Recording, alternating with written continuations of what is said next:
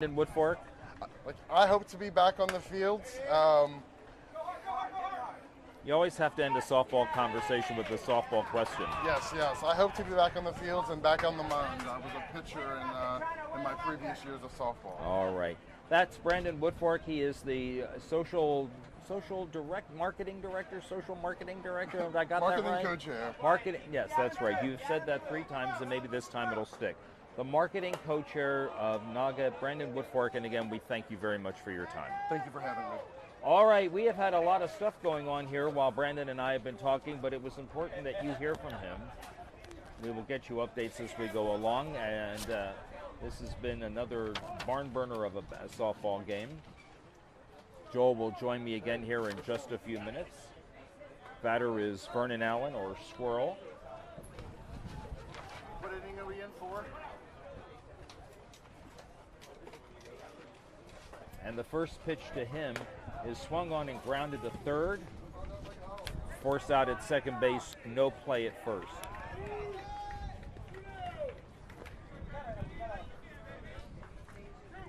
I don't know what inning we're in. TK, what inning are we in? It is the top of the fourth.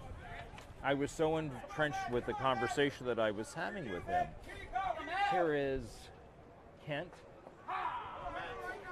Kent Thomas takes the strike. Oh no, this is not Kent Thomas. This is Matt Florio. Yeah, this is Matt Florio, who hits one into left center field. That ball is down, bounces in front of the left center fielder. There'll be runners at first and second.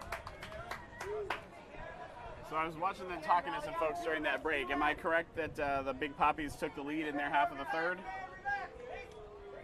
I gotta admit, I never turned to the left, but we'll get a score update for you here.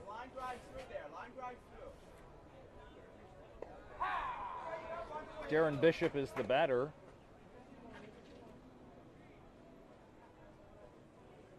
And the next one to him. He swings and grounds one up the middle and beyond the second baseman's dive. A run will score.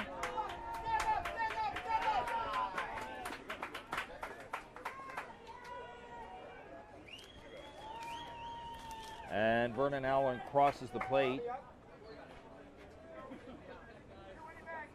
On Darren Bishop's hit will bring up Larry Lane.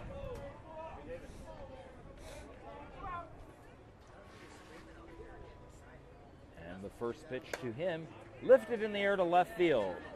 Bounces in front of the left fielder for a hit. Matt Florio will score. There was a play at the plate, but he beats the throw. And that is another run for San Diego.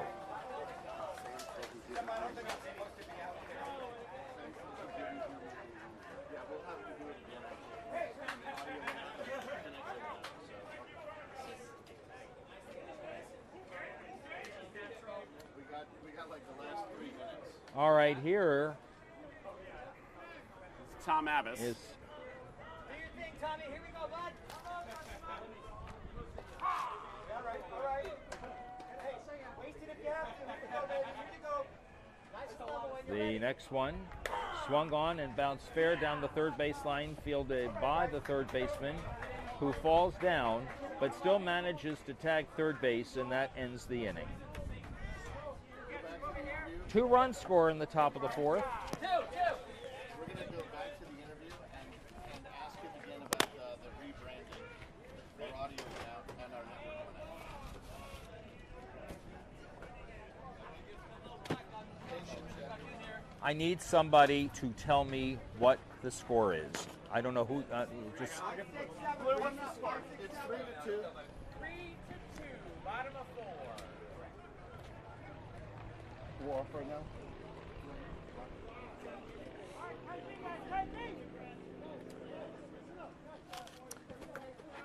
We understand that we lost a little bit of our interview here in the previous inning, so I'm going to reintroduce to you Brandon Woodfork, marketing co-chair for Naga. One of the things that we talked about is the rebrand. Naga is still around, but we now have something new to go with Naga. So I'll let you take it away and tell us about it. Yes, Naga launched this past Sunday the first installment of the Naga brand under sports, International Pride Softball, which will go by iPride Softball. This was done to really give us an identity.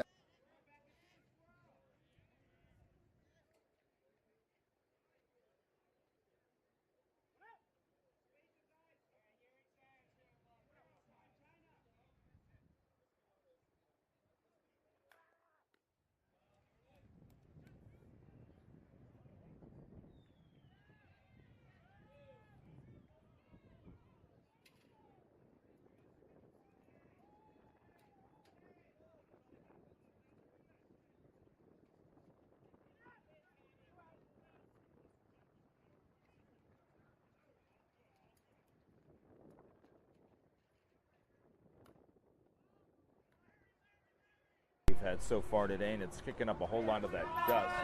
I can tell you that in this inning, it was 3 up and 3 down for Boston. All right, so what was your involvement in the rebrand? What did you and your team specifically do before a presentation was made to the Naga board and its managers?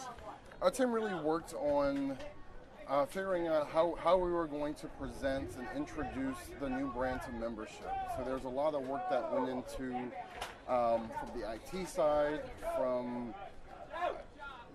logo development, and ultimately it was decided on a logo that shows a softball in the center of the P, and the P has a unique look with the rainbow flag on there to really show that we are an LGBT-based organization. Did you create the logo? I wish I could take credit for the logo. I did not create the logo. Our Naga board worked with a marketing team and a design team to create the logo, and there were several that were presented, and this is the one that we went with. What was the response that you had when you made your presentation to, well, wait, let me back up. Did you have to make a presentation to the Managers Council, or was your presentation solely to the Naga board? Our presentation went out to the delegates at the managers meeting. Before they all got here? Before they all got here, we had been working on probably about the last 6 weeks. We put out some teasers, just saying that there are some changes that were coming. 8/27/23 was the day, and so that day will go down in the books as the official date of International Pride Softball. Do you think that going forward, this will attract more of the LGBT community to what Naga is all about? That's definitely the hope. We want to get the logo out there. We want to get the marketing out there, so that way, as our social media presence grows, it'll continue to attract and get attention. So that way, there may be, a queer athlete out there that doesn't know about Naga or doesn't know about International Pride Softball, and seeing this logo and with all the rebranding work that we've done, this will give an opportunity for Naga to continue to grow. Greater family atmosphere? Yes, absolutely. We're all about family here. Naga was built on our chosen family, our softball family, and now 46 years later, we have over 225 teams at Gay Softball World Series. Benefits of all the work that you do, the benefits of social marketing. The benefits of our social media really come down to getting our brand out there, letting you know who we are, what we do, and why we do it. Any negative?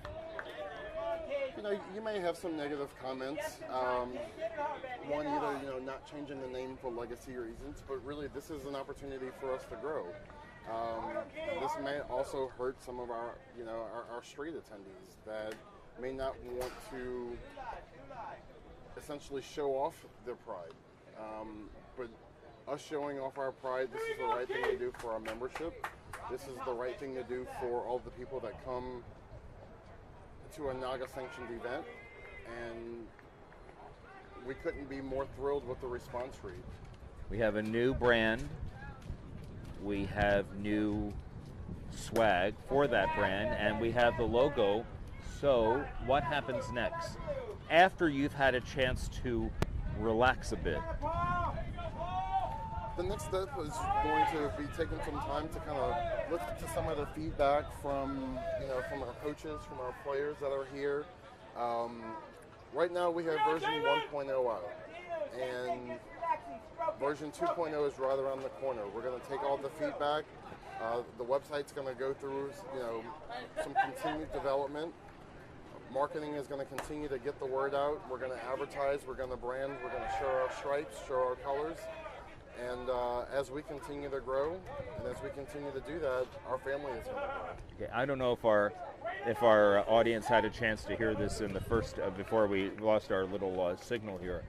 You're a former, well, not a former player. You're a current player injured. Yes, I took the season off just to heal from an injury, and I definitely hope to be back on the field within the next year or so. Back on the mound pitching, that was my preferred position. For which team? Or for a Dallas team, right? So my most recent team was a Dallas team, yes. When I started playing, I played in the New Orleans League. And now living in Dallas for the past 7 years, I've been a part of of Dallas PSSA. Thank you for your time, Brandon. I appreciate it. I appreciate you having me. Thank you, so and much. thanks for coming back and helping us a second time. Absolutely. All right, that's Brandon Woodfork, and we certainly appreciate everything that he has done to continue to keep Naga on the map, and now with, again, a new branding called International Pride Softball. Look it up. Look at the logo. It's really well designed, and we think everybody is going to love this, and we hope that you really do. Now we are back to our action here, and Vernon Allen is the batter here, and he takes the strike. China at second base. Here is a pop-up on the infield and fielded by the shortstop, and that is the inning. Check with our home plate umpire to see that there were 2 runs that scored in the top of the 5th. And so we go to the bottom of the 5th, and our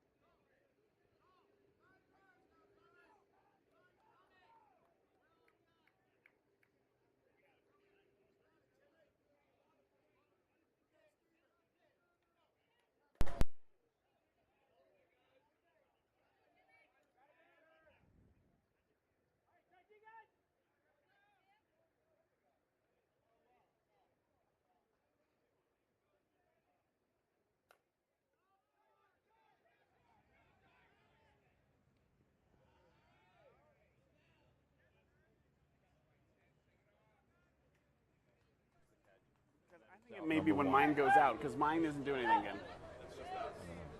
Okay.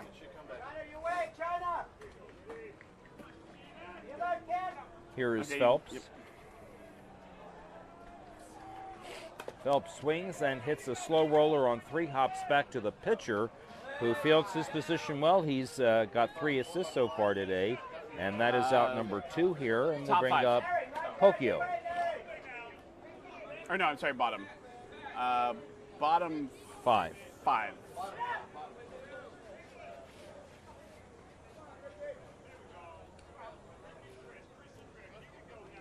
And the first pitch to him, he swings and hits one into right center field, and the catch is made, and the inning is over.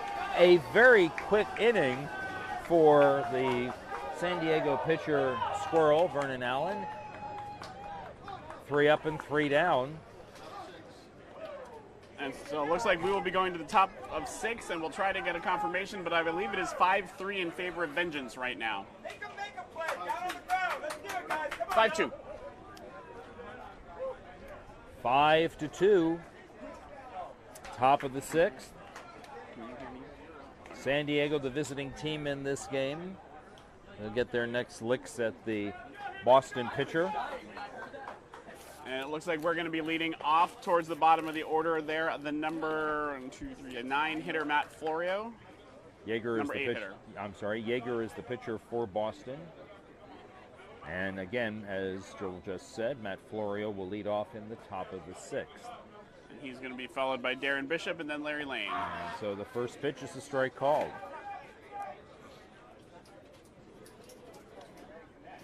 And there is a line drive up the middle into center field for a hit. They were playing him short, but not short enough for that one. That was a great hit just over the infield. Sandro Furtado fields it and gets it back into the infield, and so a leadoff batter for San Diego, and that will bring up Darren Bishop, who takes the strike. Just like last time, buddy. Down and hard, baby. Down and hard. Come on, Darren. The next one, Nice side. that's a ball, 2-2. 2 balls, 2 strikes. And the 2-2 is grounded underneath the glove of the third baseman, Buck Bachman. That ball was scorched. Or, Didn't have I'm time sorry, to move that- his glove down to get it. That's Tom Bowles at third base, and so that is a hit, and it's runners at first and second, and nobody out. Vengeance making some noise here in the top of the 6th. Larry Lane to the plate with 2 on. And the first pitch to Larry Lane is a ball.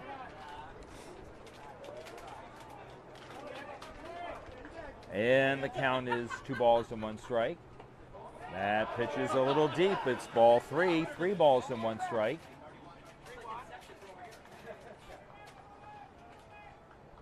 A 3-1 pitch is fouled to the right side off the screen or the fence.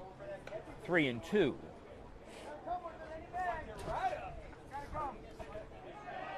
Runners at first and second, Florio at second and Bishop at first. And there is a pop-up on the infield. Shortstop makes the call and the catch made by McNulty. That's out number 1. How does he pronounce his last name? Abbas. Tom Tom Abbas. Abbas. Tom, also a former commissioner in AFCSL, and his brother plays as well. And he hits one into right field for a hit. Matt Florio comes around third. There's going to be a play at the plate. He's going to be out. Right fielder got the ball back in quickly. And that's the second out in the inning. Impressive throw. On the play, Bishop to second base, but the out will go 9-2. 10-2. Top of the order here, Ken Thomas. And there is a foul ball down the left side. And that is 1 ball and 2 strikes. We're gonna get Darren in here. Let's go.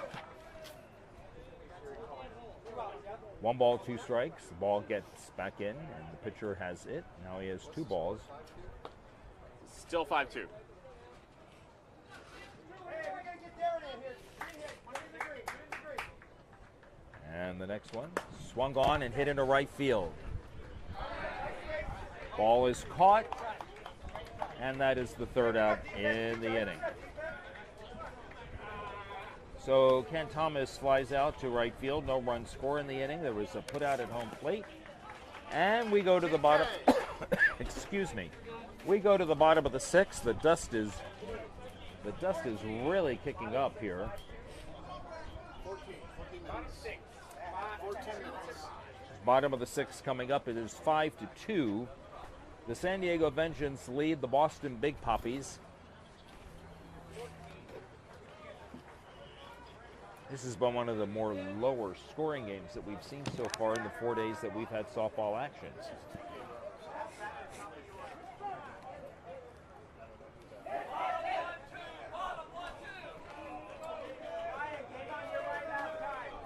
Burke will lead off, the first baseman leading off for his team, the Boston Big Poppies, here in the bottom of the 6th inning.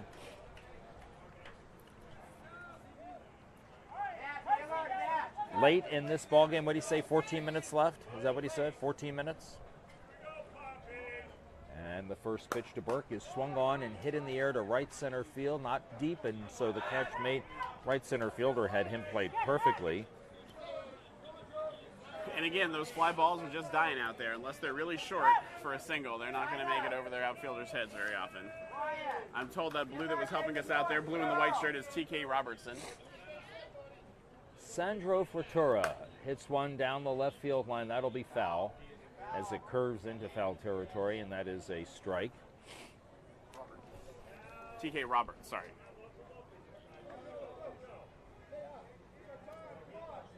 One ball, two strikes. Frittura, the leadoff batter.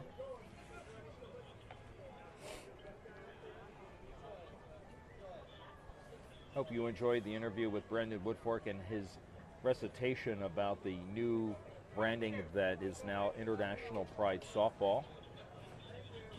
There is a line foul down the right side. That was, I can tell you as a delegate, that was a very long discussion about how to rebrand, and it's taken many years to go through it, but I think that the board got it right, and it was very exciting at the delegates meeting. They had committee chairs and board members with pom-poms and some music going to try to introduce this and really get up the energy because we're very excited about it. So this was presented this past weekend. It was officially launched this past weekend, yep. Next Sunday one. morning. Frittura swings and hits one to left center field, giving chases the left center fielder, makes the catch, and that's out number 2. So was there, you said there was a lot of discussion, were there any people who had second thoughts about it? I would guess somewhere there are, but I think, given all the discussion and not everybody agreed with every part of it, but I think what was unrolled as International Pride Softball and the logo and all that, I did not hear any complaints in the room. Now, some of them may have been quiet, but the room was excited when the launch happened. Well, Very I'm happy to excited, hear very that. high energy. There were some great teaser videos about the changes that were coming, looking back at the history. And we are going to be going into the top of the 7th inning. That last out was Rivera flying to left field. And so this pitcher, your being because this is a teammate of yours, Squirrel, Vernon Allen, 6 out of the last 7 outs have all been fly balls. So they're hitting it up in the air in that wind, which is going in. Could be a couple different things happening. One, of course, Vernon's a good pitcher. He may be playing with them. Yeah. The other thing is, my guess is if I were out there pitching, I would be standing to the right of where I usually pitched, or my right is the pitch of where I usually pitch, and just letting the wind curve the ball over the plate. And if you can do that, sometimes you can get people jammed on those high balls because they think it's coming at their head, and all of a sudden it's going to be a strike, and they have to make a last-minute swing.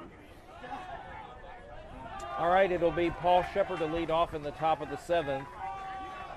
Keith Berglund and David Lewis will follow.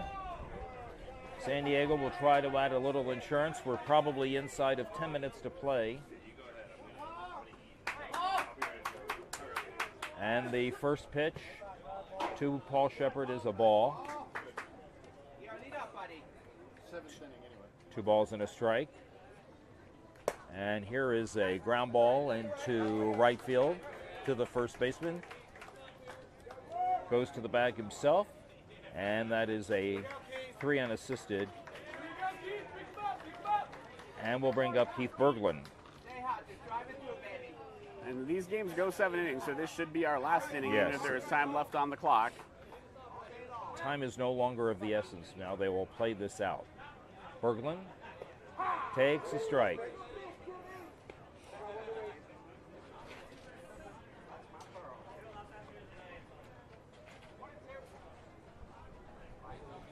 Here is the next one. There's a line drive into right center field, but it hangs up and is caught by the right center fielder. That is out number 2. And we'll bring up David Lewis. Should vengeance hold on? All right, should Vengeance hold on in this game, they would be playing the Birmingham Magic City Legends, who they played tight in the pool play at 325 on Loch Levon, field number 4. Base hit up the middle for David Lewis, and he's a 2-out base runner with China Tubbs the batter. Here in the top of the 7th inning of a 5-2 game, the visiting team, the San Diego Vengeance, leading the Boston Big Puppies.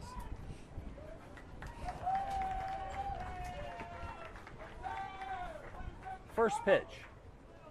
He swings and lines one off the first baseman's glove. He recovers and tosses to the shortstop, and safe at second base.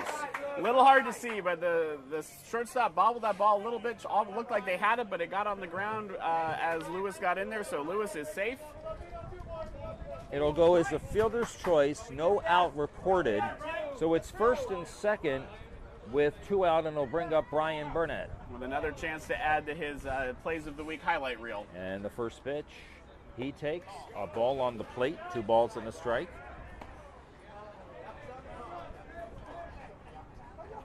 The next one, there is a pop-up on the right side. It'll be in foul territory and out of play.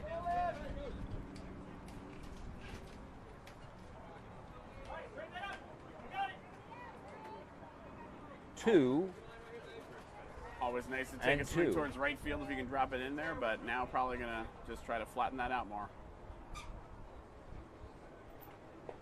Ball 3. 3 balls and 2 strikes. And coming up next on Cloud Sports after this game, And that's a walk. we will be getting some B softball, and we will be seeing the winner of the Long Beach UFAKA Ufaka. against the LA West Coast Swing, and they will be playing the Austin, Texas Cubs. Who have advanced. Oh! I think I have to let somebody else do that. I'd be too jaded. Kind of, but I guess I can be. Here is the first pitch to Vernon Allen, and a ball is bobbled by the shortstop. That'll allow a run to score. Well, we're very partisan over here. Yes, you are. David Lewis crosses the plate with the 6th run of the ball game, adding to his team's lead, which is now 6-2. Everybody moved up. And once again, the Vengeance making noise with 2 outs. That's the 4th consecutive runner to reach base. And here is Matt Florio.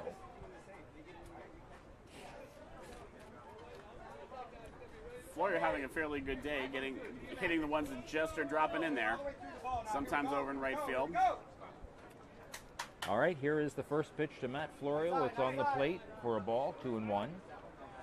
Florio can be patient. A walk brings in a run here. Here is the next one. Swung on, lifted in the air to left field. And the catch is made by... Oh, did he drop it? He did drop it. Probably lost it in the sun and got through. He's He not upset at only, himself out he there. not throws only his dropped the glove. ball, but he tossed his glove, so 2 runs come in.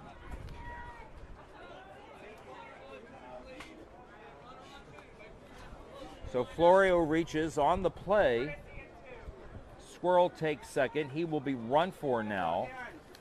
This is recreational softball. You never know, and that's why you always got to run those out. So Fry will be the pinch runner, the courtesy runner at second base. Aaron Bishop, the batter. 3 runs have scored this inning. Some much-needed insurance for the Vengeance. Definitely. And the first pitch to Bishop is a ball on the plate, 2 balls and a strike.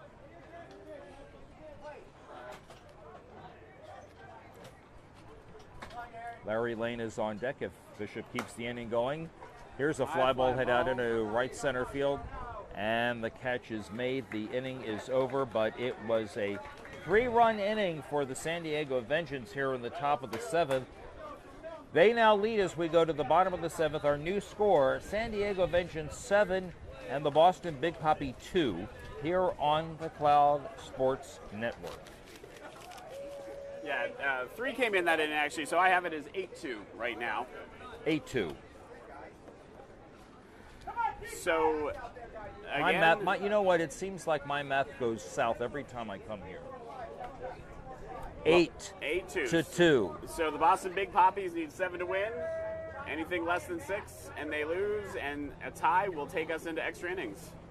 They will bat 3, 4, and 5. I'm looking behind me to make sure our athletic director, Mark Sakalaris, isn't here because he doesn't like to hear about extra innings or if games. No. We just don't want them to happen. Oh, he is not here. I thought he was behind us. Okay. Wilford, McNulty, and Fry. Are we supposed to interview any folks? Oh, are you really going to talk to us? Ron? Are you really going to talk to us? No. You're just here hanging out? You you know what we want to ask? Here is the first pitch, and it is lined in the right field for a base hit. Walk down and Running away from the interview. yes, I'm gonna walk down.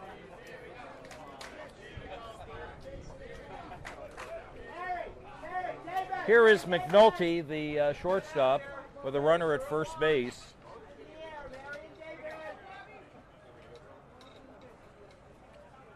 And the first pitch is a ball. They need 2 runs and the bases loaded to have a chance.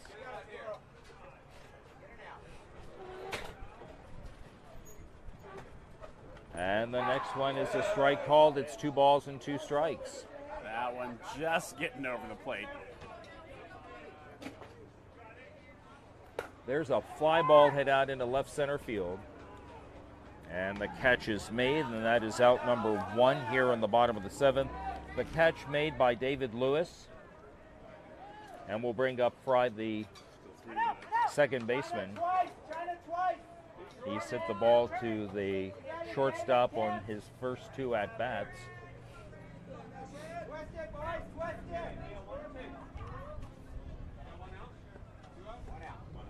And the first pitch. He goes after the first one and lifts one into right field. It's got some carry on it, but the catch is made. The catch is made by the right fielder, Larry Lane. Is that Larry Lane out there? That's out number 2. And Buck Bachman will be the batter needing to get a hit or reach on by some method to keep this game going. 2 minutes. Big Poppies down to their last out.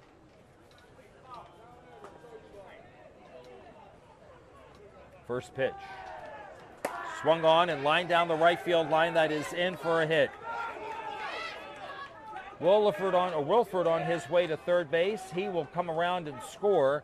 Bachman on his way to third base, and he will be there standing up with a triple and an RBI. It's now 8-3. 8-3. And Tom Bowles will try to keep the game going.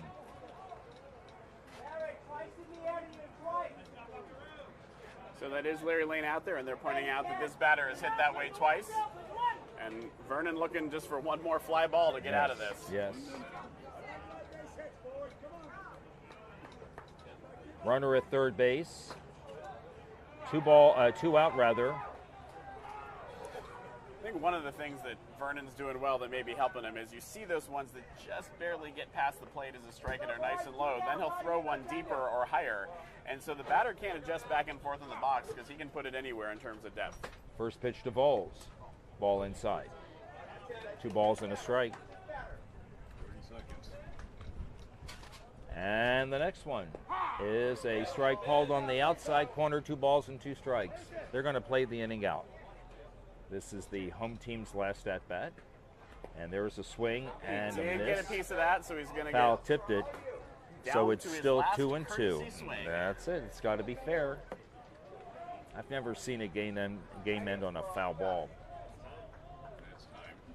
And 2 balls, 2 strikes. 1 on, 1 in. And there is a pop-up. On the infield, third baseman makes the call. The wind gets a hold of it, and it's a foul ball. And that's the ball game. Well, I said I had never seen one end like that, and look what happened.